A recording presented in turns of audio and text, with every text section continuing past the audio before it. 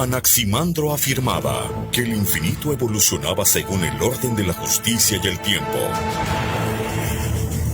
Horst Mattei cree eso de que infinitos infinitos significa infinitos individuos. Cada cabeza es un mundo de ideas y evolucionan o se degradan según vaya ascendiendo nuestro conocimiento del ser. Acompáñame a contarte un recorrido de los infinitos mundos que he habitado y que me han hecho un huésped no siempre de manera gentil. Francisco González en Evolución de Ideas por Radio UNACH.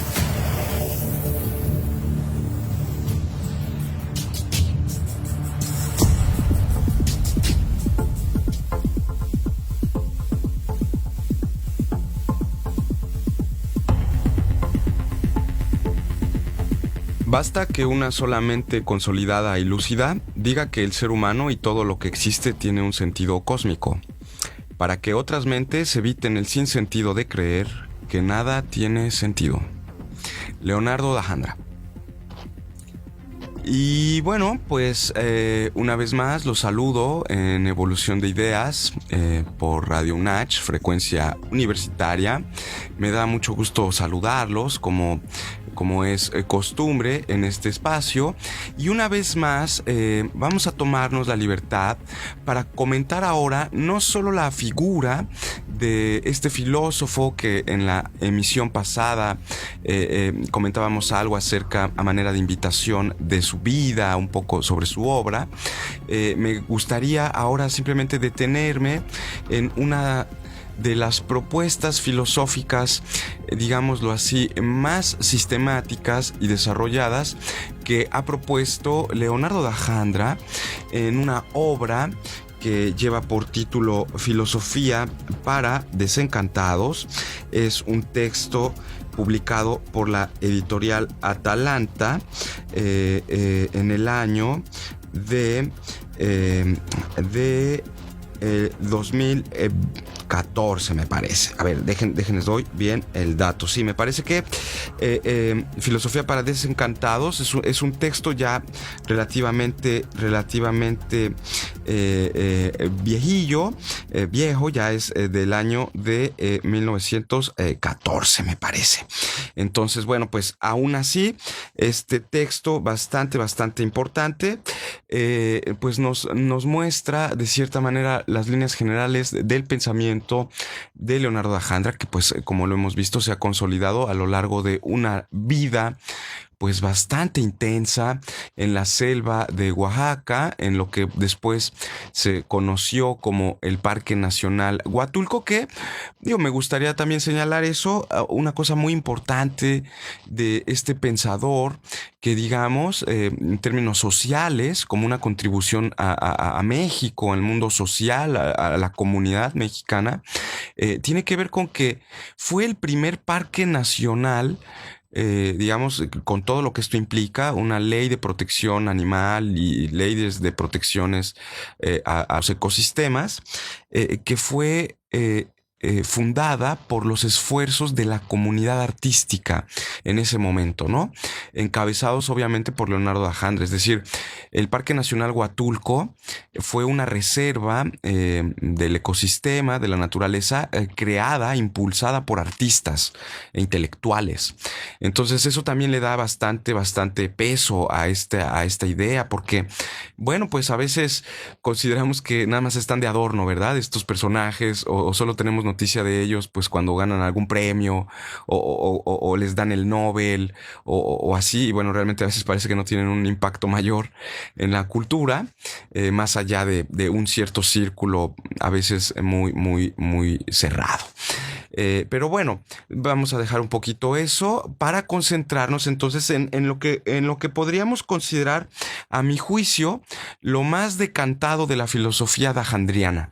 Esta visión a la que él llama el cosmocentrismo, que sería una especie de evolución no solo intelectual, sino también moral, incluso yo diría, utilizando los términos de Leonardo da Jandra, espiritual de los seres humanos, ¿no? Seguir en esa línea evolutiva en la que el cosmos, esta idea, digamos, de totalidad de todos los fenómenos orientados hacia un orden, que va evolucionando, ¿no? Obviamente, del cual los seres humanos somos una pequeña parte.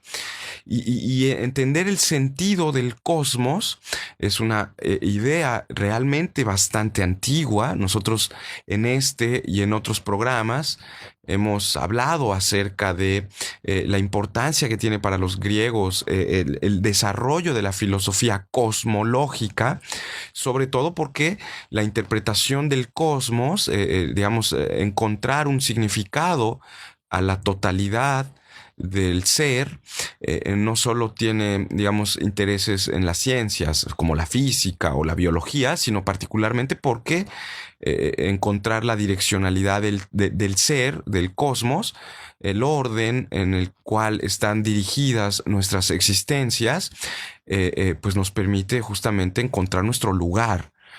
No pretender ser ni más ni menos de el sitio que nos corresponde en el universo, ¿no?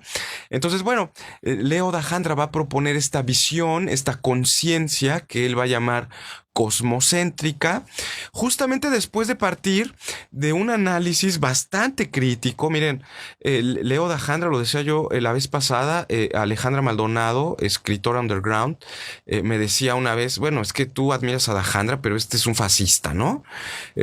Ok, estoy de acuerdo contigo, porque bueno, claro, la literatura en la que ellos se están moviendo, pues es una literatura más urbana, una literatura más posmoderna, ¿no? Un poco más la cuestión ahí, incluso hasta de los vicios y toda esta cosa, más juvenil, ¿no? Pero bueno, pues obviamente el filósofo Leonardo da Jandra les parece que es un viejo, ya que nos da aquí lecciones de moral y que quiere dar un catecismo, porque realmente es bastante crítico de las sociedades contemporáneas, ¿no? Tanto de las norteamericanas como de la sociedad occidental europea, pero también de la mexicana, ¿no? Entonces, bueno, también no deja títeres sin cabeza. Y esto no es solo por el afán de querer ser crítico o rebelde porque sí. No es un rebelde sin causa, Leo. Y yo creo que eso es lo que nos atrae a muchos, que lo leemos y que seguimos sus pasos. Porque no es simplemente el hecho de considerar que, bueno, te vas a oponer a las leyes o vas a ser anarquista así porque pues estás en contra de todo y eres un vago y no, o sea, el propio Leonardo da Jandra dice, bueno, esa rebeldía suele ser defectiva porque en realidad ese afán de oposición lo que muestra es que tu conciencia todavía no logra completarse, ¿no? Vives en el afán de incompletud, eres incapaz de abrirte a otros, etcétera, ¿no? Entonces, bueno, ahí Leo es bastante generoso, pero la crítica a las sociedades en las que vivimos, pues viene también de una crítica radical a la filosofía. Leonardo da Jandra fue educado en la filosofía de las matemáticas, pero también fue gran admirador y formado en la filosofía alemana, que serían, digámoslo así, las dos grandes filosofías pues más sistemáticas del siglo XX, ¿no? Que digamos, o sea, las grandes sistematizaciones de la filosofía las encontramos en un Hegel, por ejemplo, en un Marx, incluso todavía en ciertos anhelos de un Martin Heidegger, que bueno, después abandonará ese proyecto sistematizador, pero bueno, también era parte de la cultura, del pensamiento alemán, y reconoce en él que hay un afán de excesividad enorme por un dominio del mundo natural, ¿no? Y que la filosofía realmente, tanto en las grandes sistematizaciones como el análisis lingüístico, que ahora se conoce como la filosofía analítica, ¿no? Que serían como las dos grandes tendencias de la filosofía del siglo XX, están atrapadas en el pantano del lenguaje, ¿no? Dice, bueno, por un lado los hermenéuticos y los deconstruccionistas, fascinados con textos y lenguajes y leyendo libros y haciendo interpretaciones y todo. Y los analíticos, por otro lado, buscando el rigor y la precisión y la claridad más limpia del lenguaje. Y si todo es lenguaje y la filosofía dejó de pensar a la vida, y ahora lo único que piensan los filósofos es el lenguaje, cuando el lenguaje realmente no es la vida. ¿Qué nos importa el lenguaje? Dice Dajandra. Lo que nos importa es vivir. Y pues están atrapados los filósofos en eso, ¿no? Entonces es como una gran crítica a esta visión que él considera que es una visión decadente de la filosofía. La filosofía, dice él, le dio la espalda a la vida y por eso la vida puso a los filósofos en las bibliotecas de espalda a todo mundo, ¿no? Porque pues claro, ¿no? Si la filosofía le da la espalda a la vida, pues ¿qué hace la vida? Pues también ella sigue su vida y su curso y los filósofos ahí encerrados en sus bibliotecas, en sus cubículos, en sus salones de clases y nadie les hace caso además, ¿no? Frustrados porque los futbolistas ganan millones de dólares y los filósofos pues ahí andan mendigando, ¿no? Entonces, bueno, pues, pero eso tiene que ver con que la propia filosofía pues ya cayó en decadencia, ¿no? Entonces, frente a eso, dice Dajandra, las sociedades, la filosofía, dejó de ser el marco referencial de las sociedades.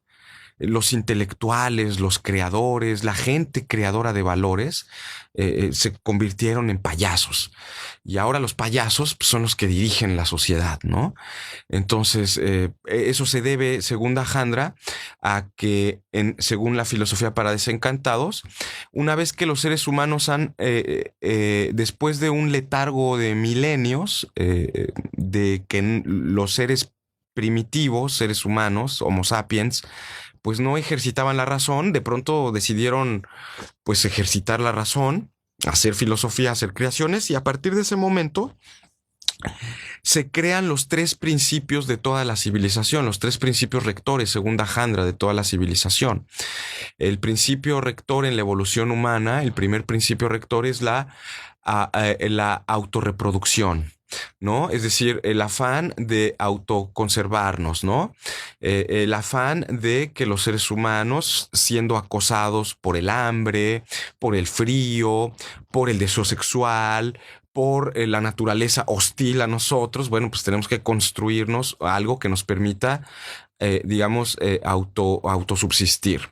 Entonces creamos civilizaciones, ¿no? A partir de ese imperativo de autosubsistencia, pero no solo es ese, sino también de autoperpetuación, ¿no? La cultura, de cierta manera, perpetúa la historia humana, ¿no? No sabemos mucho acerca de los mayas que nos antecedieron en el norte del estado, pero sus civilizaciones permanecen y tenemos una memoria, ¿no? Es decir, se han perpetuado a lo largo del tiempo la vida humana que es tan frágil y para eso hacemos civilizaciones. Y también para autogratificarnos. Entonces tenemos esos tres grandes principios: el principio de autoperpetuación, el principio de autosubsistencia y el principio de autogratificación. Porque la autogratificación, dice Leonardo Dajandra, da lugar a la conciencia individual, a reconocerme a mí mismo como diferente a mi comunidad en la que yo vivo. Y bueno, dice Leo, claro, las dos primeras, la autoperpetuación y la autorreproducción, son elementos que perpetúan las civilizaciones, mientras que la autogratificación destruye la civilización. Una sociedad que se encuentra sometida a los imperativos, voy a utilizar las palabras de Leo, porque a veces usa ese lenguaje, ¿no? A los imperativos de las tripas y los genitales y la oralidad, ¿no? Del sexo más básico, de los instintos más bajos, ¿no?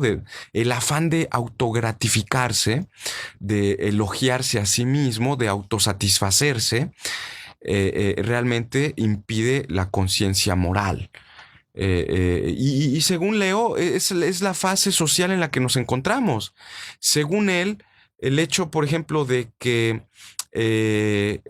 los cocineros, los chefs, por ejemplo, tengan una preponderancia social mayor que los filósofos, muestra cómo nuestra sociedad está, pues, digamos, gobernada por lo que te dice tu estómago, ¿no? O sea, por los deseos de subsistencia más elementales, ¿no? Que podría ser satisfacer tu hambre. Y todo lo que ello implica, pues es la parte, según él, más animal de los seres humanos. Esa perspectiva autogratificante es la que compartimos con los animales y degrada, según Dajandra, nuestra conciencia. Sin embargo, la tenemos y bueno, es parte de nuestra constitución humana, pero el gran problema es que las sociedades actuales pues viven sometidas a procesos cada vez de mayor autogratificación. Nos pone mucho de ejemplo las redes sociales, ¿no? En el que, por ejemplo, yo voy subiendo cosas que a nadie le importan, como que desayuné, o si ya me fui al gimnasio, o si tengo una nueva novia, o si me compré un carro, cosas que a nadie le interesan, pero que mi psicología ya está tan dañada que si no le ponen like, o que si le pone me da risa, o que si entonces no me gratifica mi ego, entonces pues ya me ofendo o me siento triste, ¿no? Entonces todo es ya ahora buscar no el esfuerzo por los demás, abrirte a la solidaridad, sino más bien pues la idea de que todo mundo me adule, me gratifique, me dé reconocimiento, etcétera.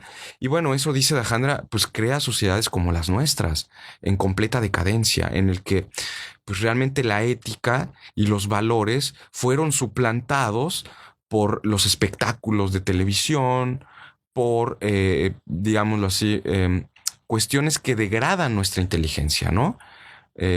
Dice él, bueno, ahora es una moda hacerte el estúpido, ¿no? El decir que eres ignorante, es una moda. Cuando antes era, pues al contrario, ¿no? Seré pobre pero leído, ¿no?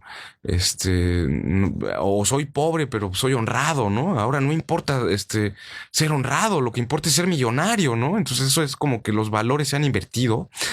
Y entonces, bueno, eso a veces puede parecer bastante reaccionario, ¿no? Yo lo entiendo, pero no, yo creo que este estilo de ética, esta vida ética, miren, yo lo considero es parte de la enseñanza que he tenido de este maestro del pensamiento, y es que una sociedad en la que los intelectuales, la gente universitaria como nosotros, renuncia a crear valores y no cualquier clase de valores, ¿no? O sea, porque Dajandra es filósofo y pone los valores en un estándar muy alto. Valores como los que él llama la tríada platónica.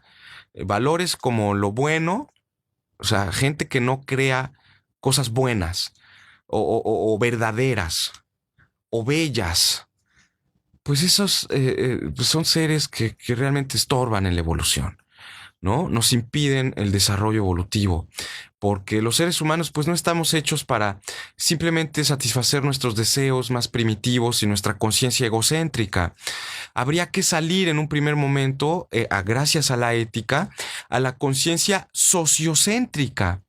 Es decir, que mis acciones obtengan significado más allá de si me satisfacen a mí o no, sino si realmente tienen un sentido en la comunidad social. Por otro lado, digo, este ya es el aspecto, yo diría incluso como hasta de santidad de Dajandra, ¿no?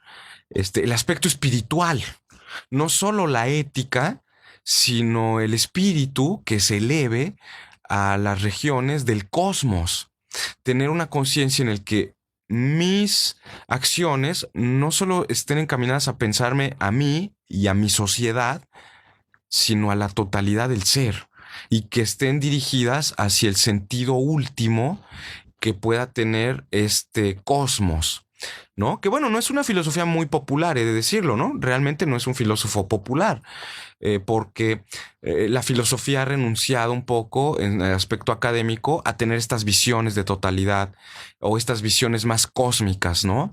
Tal vez considerando que, bueno, pues se cometen excesos, en fin, pero al menos creo que el camino es un poco interesante, y Dajandra, frente a esta crisis que, bueno, pues uno puede decir, bueno, ¿y cómo escapamos, no? Pues Dajandra sí da respuestas, y creo que eso es lo más valioso, ¿no? Frente a esta conciencia egocéntrica, pues la psicología. O sea, realmente una persona con una salud mental adecuada, pues no es así de ególatra, ¿no? Como lo somos nosotros, ¿no? Pues tiene empatía por los demás, o sea, no entumes tus sentimientos porque tú eres el centro del universo y nada más te importa. Entonces ahí la psicología nos ayuda. Para el aspecto social, bueno, pues la filosofía, la ética, ¿no? Y para el aspecto cósmico, pues él llama, pues a una cosa que él llama espiritualidad.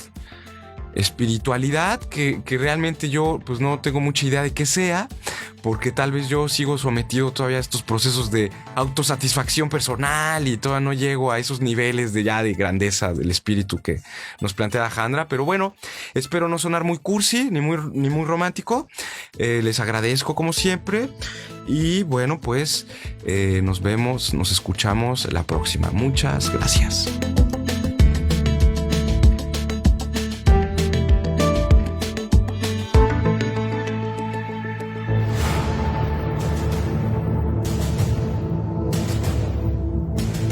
La naturaleza del tiempo cósmico como infinito sensible se ha refutado. Las convenciones sociales siguen regulando la naturaleza de una evolución que tratamos de comprender de las mentes más lúcidas y geniales de la historia. Radio UNACH presentó Evolución de Ideas. Escúchanos en la siguiente emisión.